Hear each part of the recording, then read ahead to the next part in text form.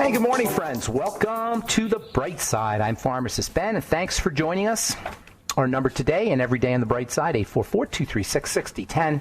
If you have questions, comments, success stories you'd like to share, if you just want to contribute to the conversation, we love hearing from you. If you have a health challenge you or a loved one needs help with, we can help you with that too.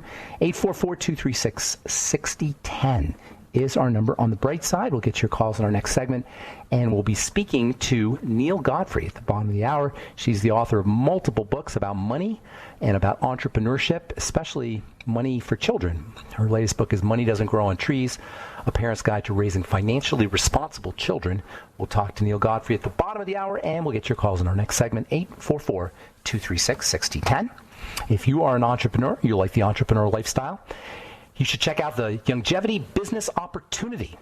Call 866-735-2470 for info, or head to brightsideben.com, pharmacistben.com, or criticalhealthnews.com and click on the Join the Team link. You can also, of course, purchase all your favorite longevity products, including the Beyond Tangy Tangerine and the Healthy Start Pack at off our websites, brightsideben.com, pharmacistben.com, or criticalhealthnews.com, and you can call 866-735-2470 if you want to speak to a real live human being. 866-735-2470.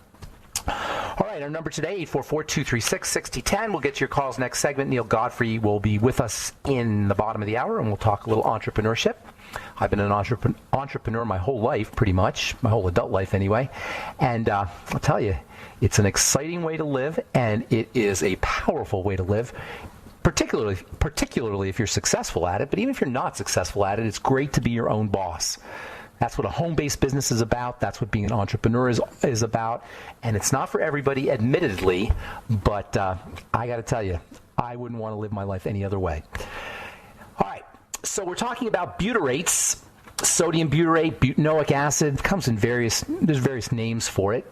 In foods, we're typically talking about butyric acid. Fermented foods, sauerkraut, fermented beets, kombucha are good sources of butyrate. Cheeses, Parmesan cheese particularly, also dairy products, yogurt, are good sources of butyrates. The butyrates, they're made in the intestine. They're made by microbes in the intestine. Microbes make lots of things. You know, microbes make neurotransmitters. Microbes make dopamine. Microbes make serotonin. And microbes make butyrates. You want healthy microbes, healthy bacteria in the intestine.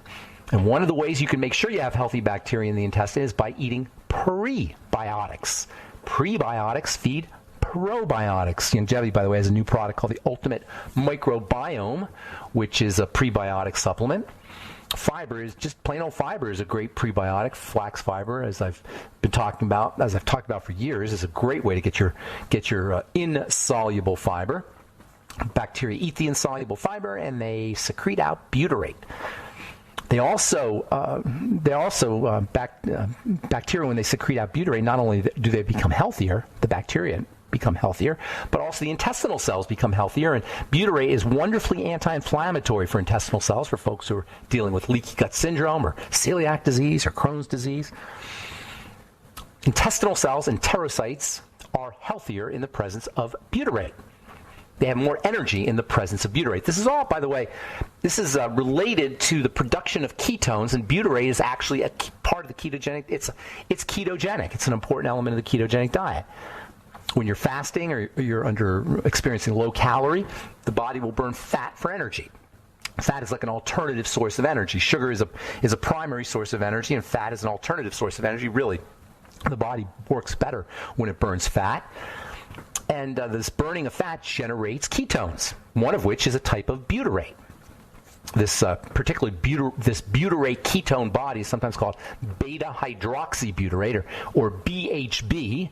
And the more of this stuff that's floating around in the blood, the more ketogenic energy will be available. A ketone is like a nuclear bomb of energy. Sugar is like dynamite. Ketones are like nuclear explosions. That's a little bit of an exaggeration, but you get a lot more energy out of a ketone than you do from sugar. That's why the ketogenic diet is so valuable. And this is why eating fibery foods while you're on the ketogenic diet is really important. If you're experiencing the ketogenic diet, or you're using the ketogenic diet, leveraging it for whatever reason, there's lots of reasons to do the ketogenic diet: weight loss, movement disorders, mental health, diabetes, cancer. The ketogenic diet is just an ideal way to eat.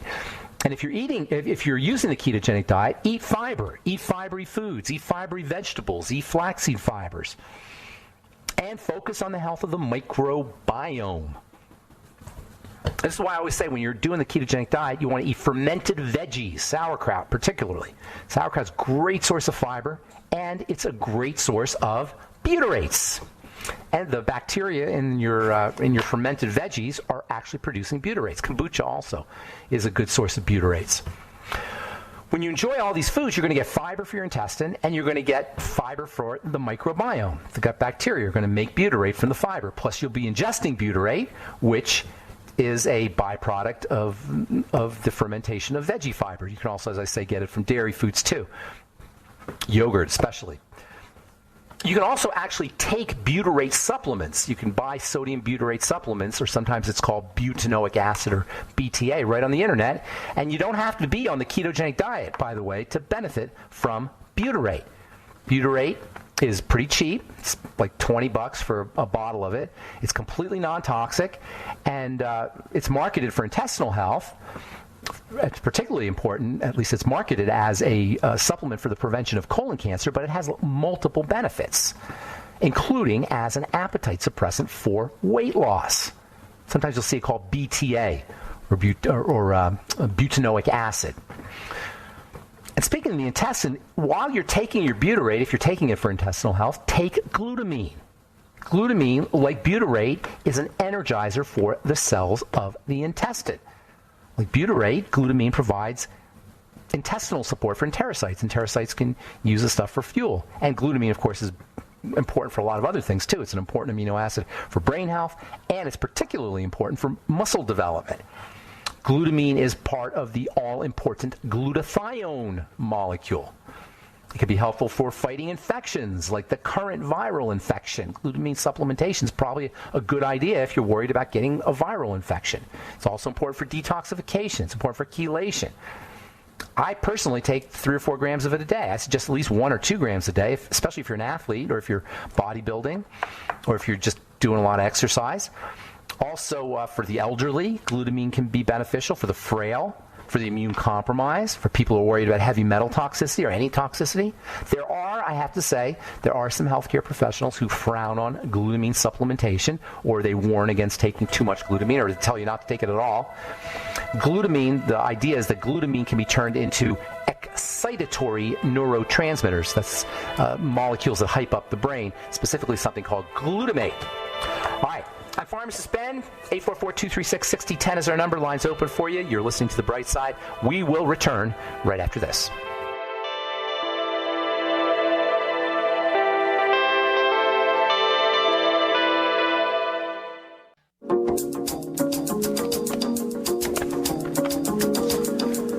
Okay, we are back on The Bright Side. I'm Pharmacist Ben. Line's open for you. We'll get to your calls in just a minute. 844-236-6010 is our number if you have questions or comments or success stories, or if you need help with a particularly problematic health challenge, we can help you. 844-236-6010 is our number. Neil Godfrey will be with us at the bottom of the hour. We're going to talk a little bit about money and entrepreneurship, particularly for children. It's never too early to start to understand money, to learn about money. There's actually a relationship between health, physical health, and financial health. That's what longevity is all about. Longevity, the theory, the concept that Dr. Wallach wanted to develop with longevity is to have people be independent, financially healthy as well as physically healthy. And that's really what longevity is all about. You can get yourself physically well by nutritional supplementation, and you get yourself financially well by starting a home-based business. If that sounds intriguing to you, call 866-735-2470 for more information. All right, we're going to continue talking about butyrate and actually glutamate and glutamine. Glutamine and glutamate are not the same thing. Glutamine can be converted into glutamic acid and then glutamate. And that's why some healthcare professionals believe that it can be problematic to use glutamine supplements. Dr. Russell Blaylock is pretty famous guy. He wrote a book called Excitotoxins, The Taste That Kills, and he's on record as saying you should not supplement with glutamine because of this conversion that can take place, and he believes that it can lead to problems with excitotoxicity. I'm not buying that, actually. We'll continue talking about that tomorrow.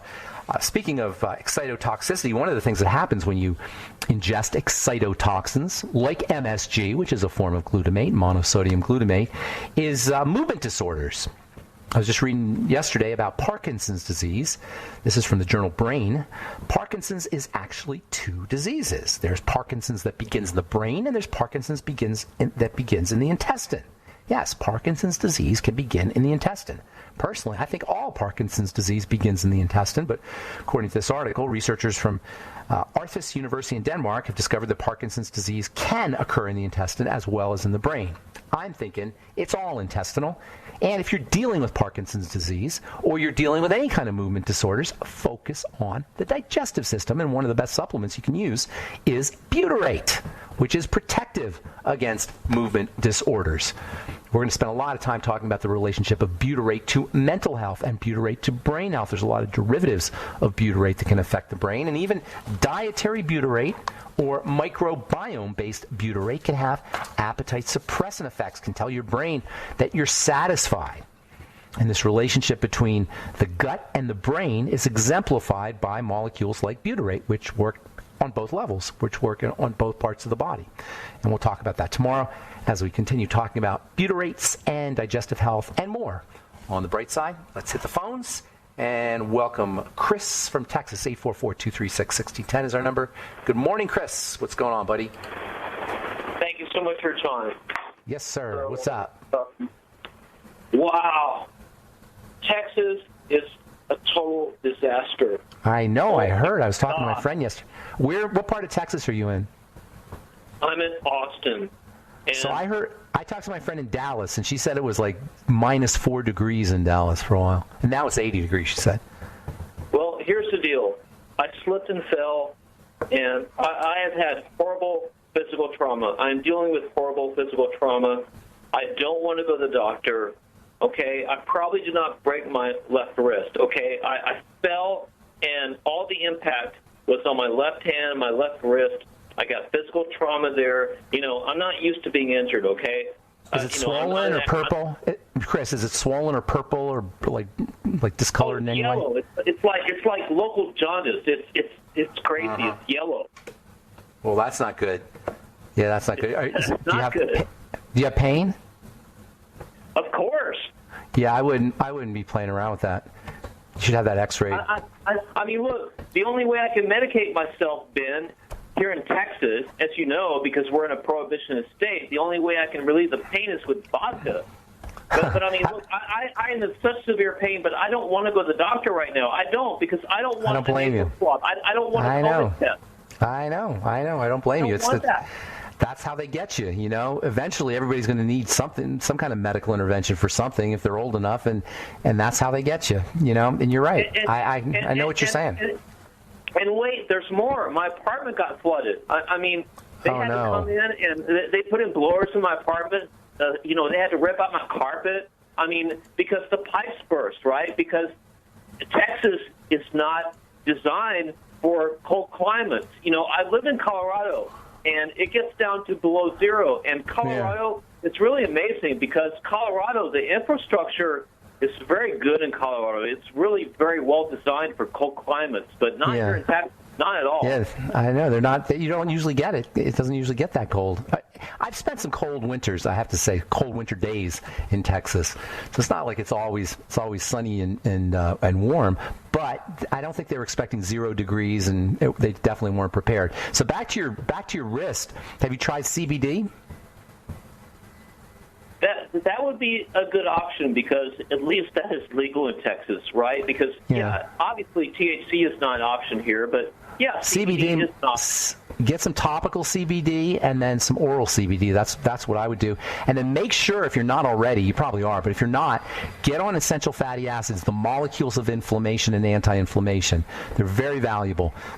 Both omega-6s and omega-3s. Absolutely. I can't swear enough by flaxseed and NAC, okay? Because, look, that's another good one. I drink a lot of alcohol, but the only way I can get away with it without destroying my liver completely is with N-acetylcysteine. Exactly. Yeah. Do it before you go drinking. You know what else? Thiamine, vitamin B1 before you go drinking, or if you're drinking a lot, just while you're drinking or after you drink. Vitamin B1, thiamine can be very helpful. In fact, all the B vitamins can be helpful, especially if you tend. Before you cut me off, Ben, I want to do some research, some serious research on alcoholics, because I think alcoholics are special. I think alcoholics are alcoholics for a reason, because they actually respond better to alcohol in terms of pain relief than the average person. So I want to do some more research on this subject. Do some research on existential pain, not just pain physical, but the pain of being alive, the pain of life itself. And it turns out that alcoholics, and really all addictive behavior, is a type of self-soothing or self-medicating from kids who weren't soothed when they should have been soothed. And this is what addictive behaviors represent. It's a way of soothing yourself. And that's why it's so hard to quit, because they're so ideal for soothing behavior. Go ahead, I'm sorry. Wait, let me stop you right there. No, I think alcoholics are special. I think alcoholics, somehow they have a beneficial effect from alcohol more than the average person. And this is why they're hooked, because, I mean, alcoholics, they go through physical trauma. They have falls. They have injuries. They have pain. But you mean because they're alcoholics? You mean because they're alcoholics? Or alcohol is like their morphine. Are you hearing me? Alcohol is like their morphine, right? Yeah, I get it. But I don't think it's physical as much as it's psychological. I get that it's a pain reliever, but I don't think it's physical as much as it's psychological, although there may be some physical elements to it. Hey, listen, I hate to cut you off, but we do have to go. We got to take a break. Thanks for your call. Appreciate it, Chris. And we've got Neil Godfrey coming up in our next segment. We're going to talk a little bit about entrepreneurship and money for kids. You're listening to The Bright Side. We'll be back after this.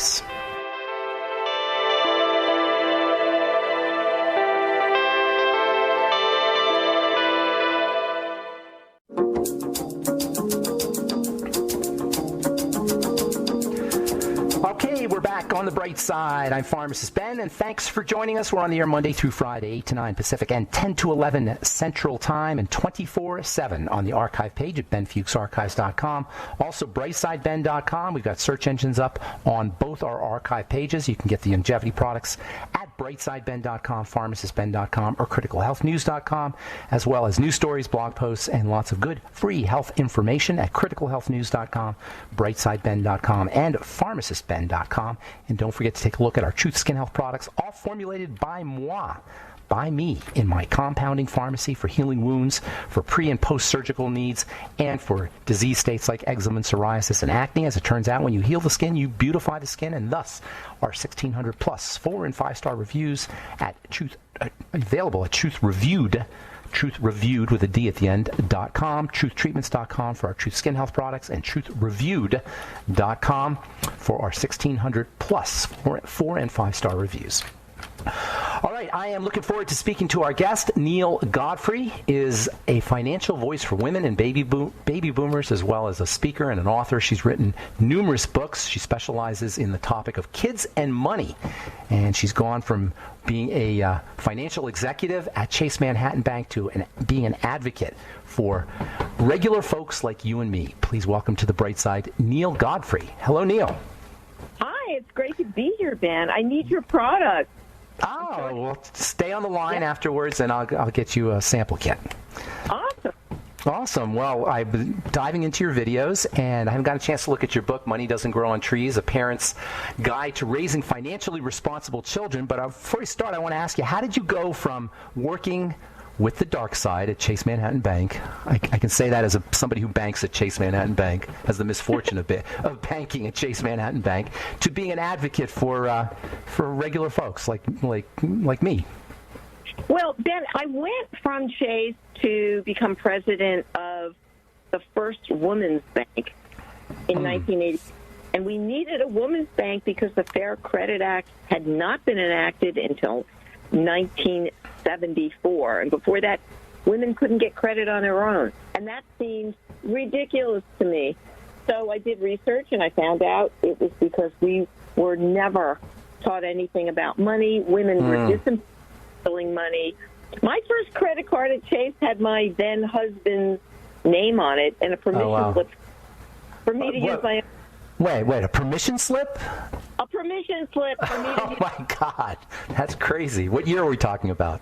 We're talking 1974. You had to have permission from your husband to use the credit card. My credit card, and I was the executive. God. Yeah, that is hysterical. You can imagine those conversations. So, what happened was when I got to be, in First Women's and saw women uncomfortable with research, and when I found out that we were never taught anything as kids, I had two little kids at that point, and I went to look for books for them. And so here I was, the bank president, looking for books to teach my kids about money. There were none. And finally, my 3-year-old daughter said, Mommy, why don't you just write the book rather than take all these bookstores? So I thought, she saw that look on my face, which was, wait a minute. I know how to be a bank president. I don't know how to write books. Right. And she that look, and she said, oh, you're afraid. And, of course, being the great mother I was, I crouched, looked her right in the face and said, no, I'm not afraid. But I didn't know how to write a book. But anyway, I figured it out, wrote a book, got it published, and then the phone rang one day. And I had written a book called The Kids' Money Book, clever title. And it was just teaching the kids basics about money. And the phone, and my daughter came running in and said, Mommy, Oprah is on the phone. Oh, my gosh. Literally said, Oprah? Wait, literally Oprah? Or her producers? Oprah herself? No, Oprah. So I, of course, being, as smart as I am, took the phone and said to my daughter, it's not Oprah. I have a friend who does Oprah impersonation. Oh, my God. That's hysterical. I did Oprah back to Oprah. So I was doing Go Girl, Give It Your Best Shot, Climb Every Mountain. Oh, my gosh. Did she laugh? No, she was stunned, I think.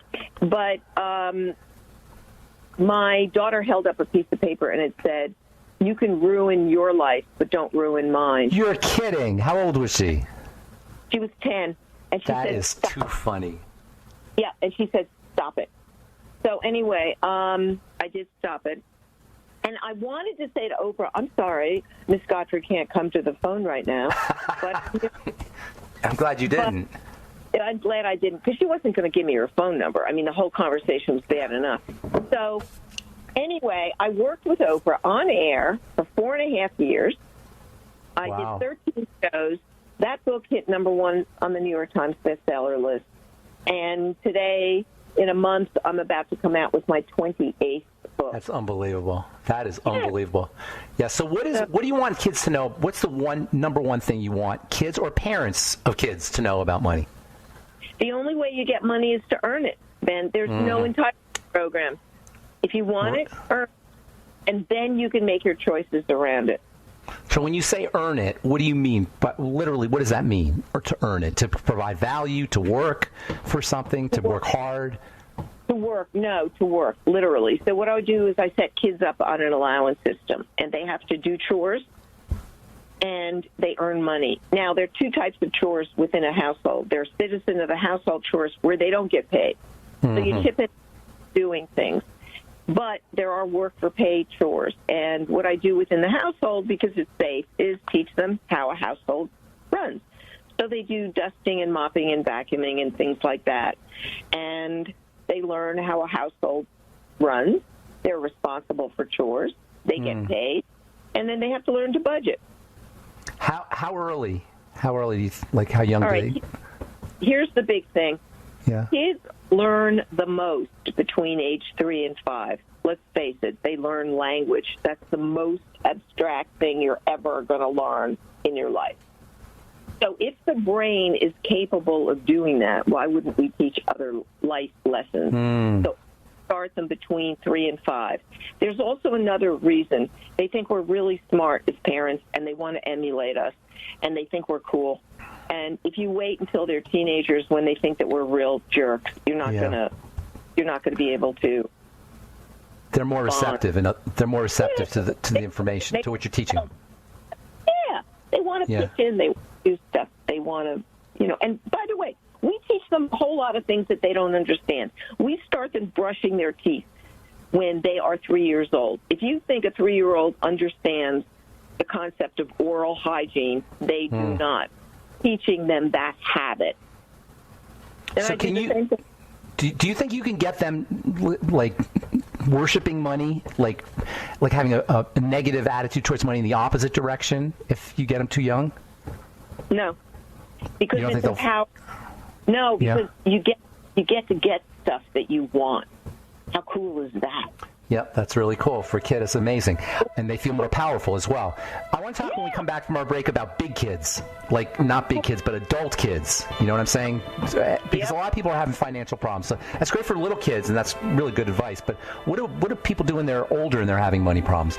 We've got, we'll do that when we come back from our break. We got Neil Godfrey with us. Her book is Money Doesn't Grow on Trees, A Parent's Guide to Raising Financially Responsible Children. More with Neil Godfrey on The Bright Side right after this.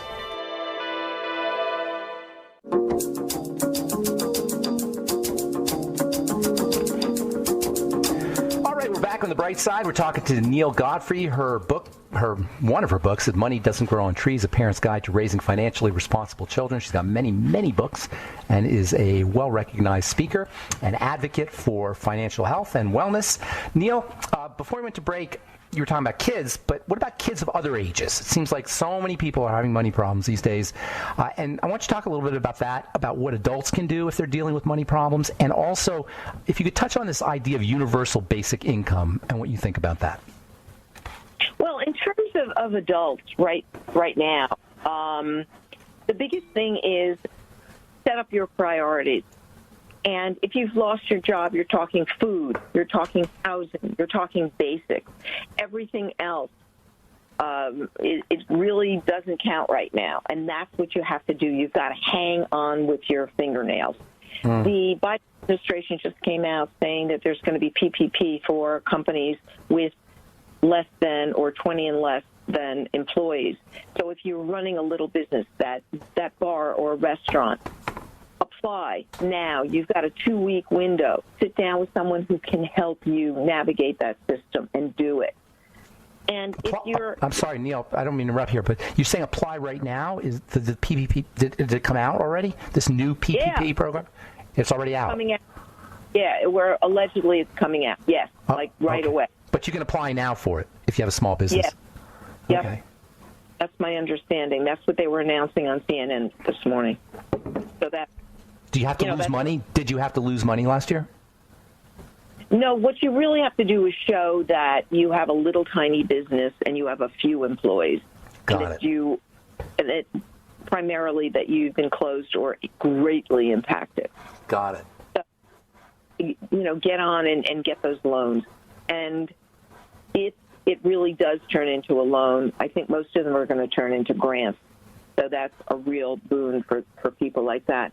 If you do have a job or sort of have a job, again, I want you to go back to your priorities.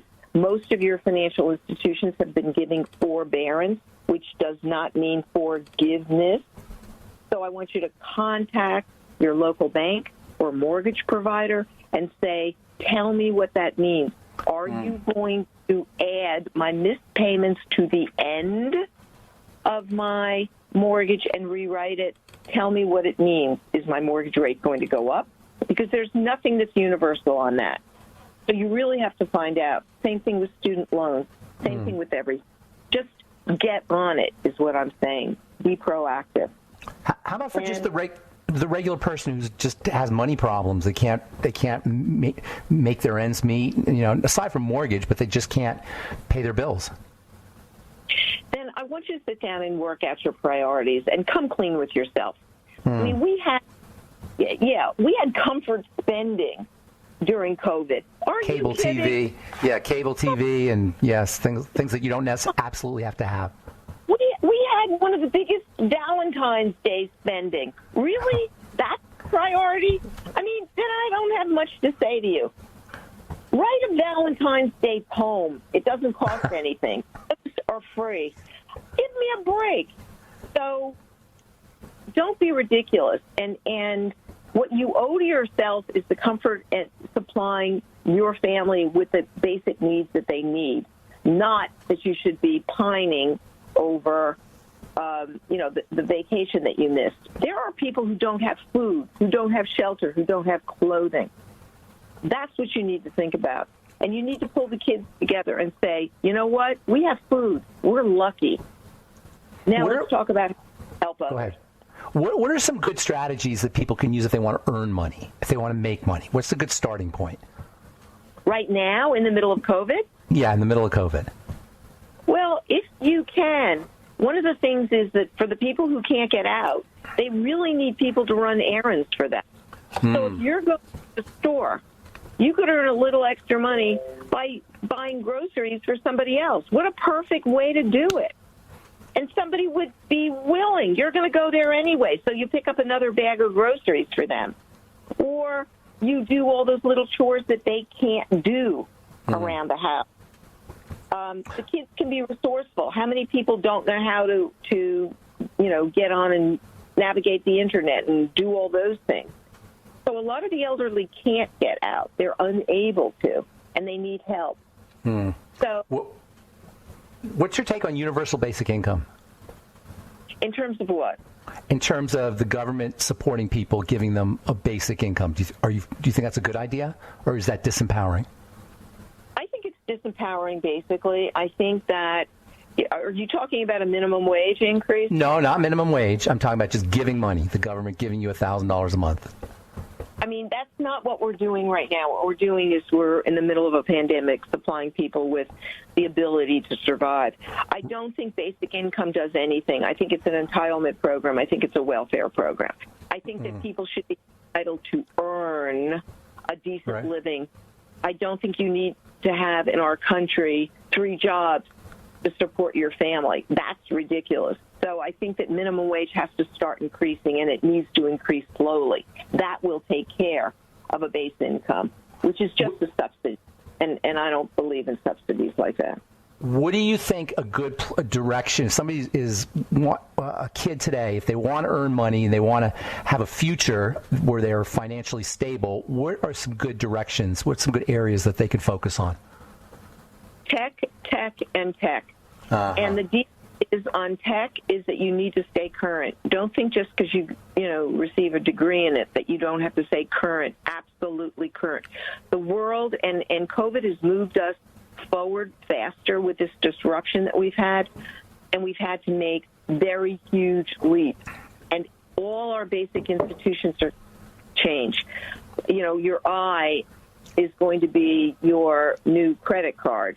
The banking is going to be digital. We are, not going to have cars that have anything other than electronics and self-driving. We're not going to see, powered trucks with people in them anymore. We're going to see infrastructure building. We're going to see... Go ahead. Yeah. Go ahead. I was going to say, is that going to disenfranchise people? Is that going to create more problems? We have to change, and we have to modernize. I mean, yes, it was disruptive when the car was invented and we went from riding horses to driving cars. Those people had to be retrained. So, yes, when robots came into the factories, we have to retrain. And that's why we have to keep our workforce current, educated, and involved in what the new is going to be.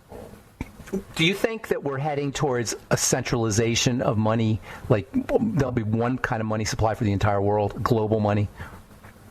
Well, I mean, the fiat currencies in terms of Bitcoin and everything, that is where we're going. The answer is no, because different economies have to support their own money in different ways.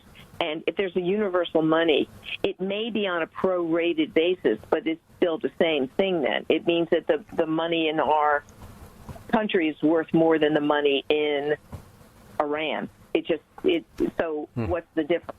So it's like a different currency. It doesn't matter if you call it Bitcoin. If it's worth 1 in Iran and it's worth 7 million in our country, it's prorated. So it's a different currency. What do you think about digitalization of money? Do you think that's on the way, and do you think that's problematic? I think it is on the way. I think it's here. I think it does need to be regulated. There's too much underground Bitcoin usage in the criminal world that I'm not really crazy about. there also has to be standardization in some form. I think, I'm making this up, Ben, but I think that the Fed's going to have to come out with a Fed coin that will be regulated and accepted. Because if you have... You're saying the Federal Reserve? Yeah. So they're going to have to come out with like a Fed coin, like they're going to have to print. What does that mean exactly? That means that they'll have their own digital currency, just like Bitcoin. Wow. And that it will be accepted by banks and government. I made that up. That's what how many years do you think? How many years away? 2. Really? Wow. So Yeah. we're about to experience, in your opinion, we're about to experience some major changes in the way we do money and economics. Yes. I mean, Wow. when you think about are on digital currency, banks don't have money. Banks don't have money. Right. It's like vinyl record. It's already digital. It's already all Yeah. digital. Yeah. No, that's true. Hey, Neil, we're out of time. That was very entertaining and very informative. Thank you so much, Neil Godfrey. Her book is one of her books, Money Doesn't Grow on Trees, A Parent's Guide to Raising Financially Responsible Children. Her website, Neil, Neale, Godfrey, Godfrey.com. Thanks, Neil, for being on the bright side. Stay on the line, will you? I want to get your address, and I'll send you out some skincare. All right, that's all the time we have for today. Thanks for listening to The Bright Side, friends. I am Pharmacist Ben. Have a wonderful, beautiful, awesome, spectacular day. We'll talk to y'all later, folks. Bye for now.